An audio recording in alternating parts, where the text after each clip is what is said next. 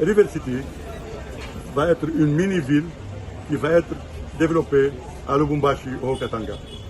En fait, nous sommes des investisseurs étrangers, un groupe d'investisseurs étrangers, européens et libanais, et nous avons décidé de venir investir au Congo parce que nous avons fait une étude dans plusieurs pays africains et nous avons réalisé que le climat d'investissement ici est plus que propice, surtout sous la présidence du chef Tshisekedi, ce qui nous a encouragés à venir.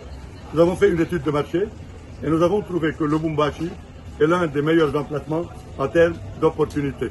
Il y a un manque de résidences, il y a un manque de maisons et d'appartements à Lubumbashi. C'est une ville qui est en train de grandir, la population est en train d'augmenter d'année en année. De jeunes couples veulent acheter de nouvelles maisons ou bien de nouveaux appartements, ils ne trouvent pas facilement. Dans ce contexte, nous avons décidé de lancer River City, qui va s'étendre sur la route Kinsevere, sur 6 millions de mètres carrés. Actuellement, c'est le projet immobilier le plus grand au Congo.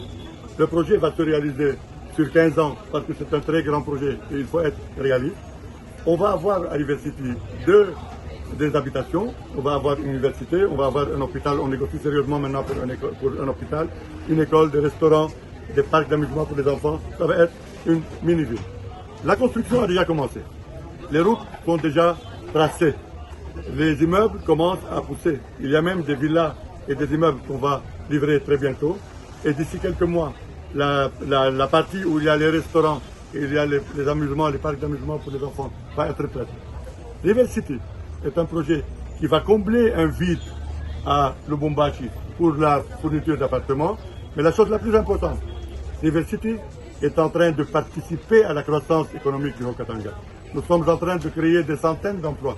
Nous avons recruté des ouvriers, des menuisiers, des architectes, des avocats, des plombiers, toute la gamme dont on a besoin pour former une ville. On est en train de les recruter sur place, avec bien sûr de l'expertise internationale. Le gouvernement, à travers le gouverneur, nous ont promis de nous accompagner dans ce projet, parce que ça c'est un projet qui va aider la province à avoir une croissance.